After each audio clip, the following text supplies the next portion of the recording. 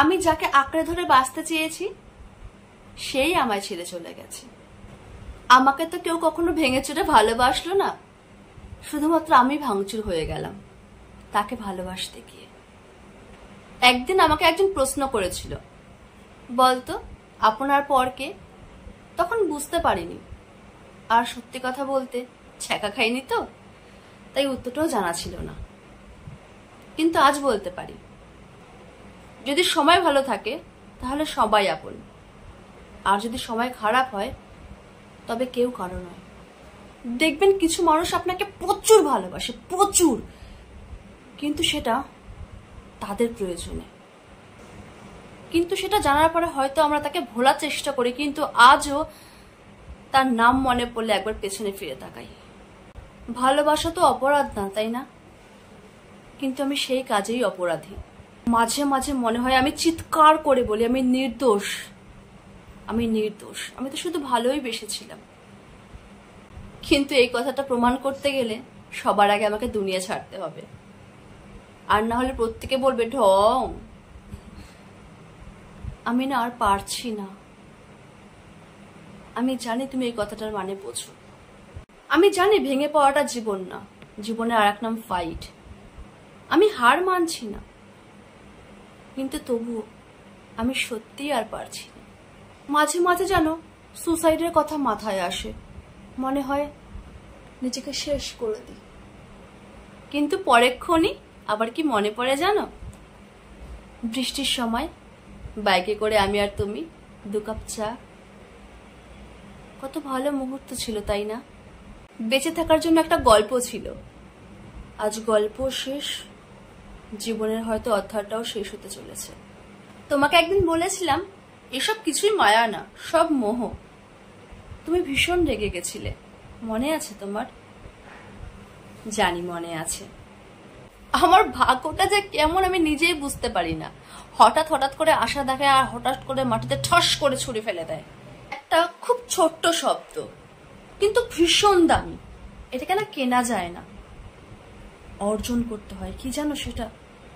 শান্তি, যেটা আমার জীবনে নেই। কথায় আছে না, যেটা বেশি দিন থাকে সেটা সহজে পাওয়া যায় না, আর যেটা সহজে পাওয়া যায় সেটা বেশি দিন থাকে না। তুমি আজ ক্ষমা চাইছো, কিন্তু যে ভুল করে সে সত্যি ক্ষমার যোগ্য, কিন্তু যে জেনে শুনে ভুল করে সে ক্ষমার অযোগ্য। তাই আমি জানি না তুমি আমার আবেগ, বিবেক, মোহ, ভালোবাসা কোনটা, কিন্তু শুধু এটুকু জানি তোমার এই তিক্ততাই আমাকে সব থেকে কাছের প্রিয় জিনিসটাকে ছুঁড়ে ফেলার সাহস দিয়েছে। জীবনটাকে ডুকরে ডুকরে কেঁদে কেঁদে বাঁচার থেকে হেসে উড়িয়ে দেওয়াটা অনেক ভালো। কারণ আমি যদি ভালো হই তাও লোকে আমার পেছনে কথা বলবে, আর যদি খারাপ হই তবে তো কোনো কথাই নেই। আমার সব থেকে বড় শক্তি তুমি, তোমার এই ঘৃণা, তোমার এই লাঞ্ছনা। একে অপরের জন্য হওয়াটা কিন্তু ইম্পর্টেন্ট নয়, জানো? একে অপরের জন্য বাঁচাটা ইম্পর্টেন্ট। রাতে জেগে থাকি, ঘুম আসে না, মনে হয় যদি ঘুমিয়ে পড়ি হয়তো সবকিছু ভুলে যাব। হয়তো কখনো ঘুমিয়েও পড়ি, কিন্তু প্রত্যেকটা সকাল, প্রতিটা নিয়ত, প্রতিটা মুহূর্তে সবকিছু মনে করিয়ে দেয়। আমার দেহের ভেতরে, মনের অন্তরালে কোথাও তোমার বাস। মৃত্যুটা খুবই সামান্য, ছোট্ট একটা গল্প, শুধু বেঁচে থাকাটাই উপন্যাস। কিন্তু এখন আমি আর শোক করি না। কেন জানো? দিন শেষে অ্যাকচুয়ালি সবাই কষ্টে আছে। আমি মনে করছি আমি কষ্টে আছি, সে হয়তো ভালো আছে। অসম্ভব। যদি আমার চোখের কোণায় জল না শুকায় তবে তারও শুকাবে না। যদি আমার পলক না বন্ধ হয় ঘুম তারও আসবে না। যদি ঠোঁটের কোণায় আমার হাসি না থাকে তবে তাকেও কাঁদতে হবে প্রতিনিয়ত। এটা অভিশাপ নয়, বিশ্বাস।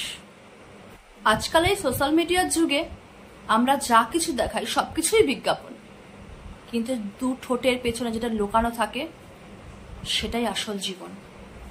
রংচং মাখা মুখ থেকে হয়তো অনেকে ভাববে খুব ভালোই আছে সে, তার আবার কিসের দায়? না তার মনে শোক আছে, না যন্ত্রণা। আমার শোকটাও শুধুমাত্র আমার নিজস্ব। আমি তোমাকে বলেছিলাম না একদিন, তোমাকে ভালোবাসার জন্য আমার তোমাকেই প্রয়োজন নেই, তাই তোমার জন্য ভালোবাসাটাও আমার একান্ত আপন, আর শোকটাও শুধুমাত্র আমার। আমি আমার কঠিন থেকে কঠিনতম মুহূর্তগুলো একা পার করে এসেছি, আর নিজেকে প্রতিনিয়ত এটাই সান্ত্বনা দিয়ে গেছি, জ্যোতি তুই ঠিক আছিস, তুই ঠিক আছিস, তুই ভালো আছিস। হয়তো আড়ালে অনেক অভিশাপ কুড়িয়েছি, আপদটা মরলেই বাঁচি, কিন্তু কি করব, ঘরে যে আমার পাখি রয়েছে। মানুষ যখন দুঃসময়ে থাকে তখন তার নিজের থেকে আপন মানুষের চিন্তা সব থেকে বেশি হয়। ঘরে যে আমার দুটো পাখি রয়েছে, তাই আমার নিজের থেকে আমার পাখির চিন্তা অনেক বেশি। আমরা মেয়েরা সহজে হয়তো কাউকে ভালোবাসি না, কিন্তু যাকে বাসি একবার ভালো, তাকে এমন ভাবেই ভালোবাসি, তাকে মন প্রাণ দিয়ে ভালোবাসি শেষ মুহূর্ত অবধি। কিন্তু সে যদি একবার মনের বাইরে চলে যায়, ফিরে আসার মতো কোনো রাস্তা আর খোলা থাকে না। খুব পছন্দের মানুষও মন থেকে নানা কারণে উঠে যায়, বলতে পারো বিলুপ্ত হয়ে যায়। কখনো সেটা ভাবতেই অবাক লাগে, এই বিরক্তকর মানুষটাকে আমি একদিন এতটা ভালোবেসেছি। ভালোবাসার নামটা বড্ড অদ্ভুত, এর মধ্যে এক অসাধারণ নেশা রয়েছে। ইচ্ছে করলেও তাকে ভোলা যায় না, তাকে ঘৃণা করি জেনেও তাকে ভোলা যায় না। কি অদ্ভুত, তাই না? আগে খুব রাগ করতাম জানো, কথায় কথায় রেগে যেতাম, নিজেকে কন্ট্রোল করতে পারতাম না। কিন্তু এখন শান্ত করে নিয়েছি নিজেকে। আমার জন্য যারা যারা কষ্ট পেয়েছে প্রত্যেককে সরি বলেছি। নিজের প্রতি ঘৃণা হয়, এত তিক্ত আমি কি করে হয়ে গেছিলাম। আমি একবারও বলিনি যে আমি কোনো ভুল করিনি, ভুল আমারও ছিল, হয়তো 50%-এরও বেশি।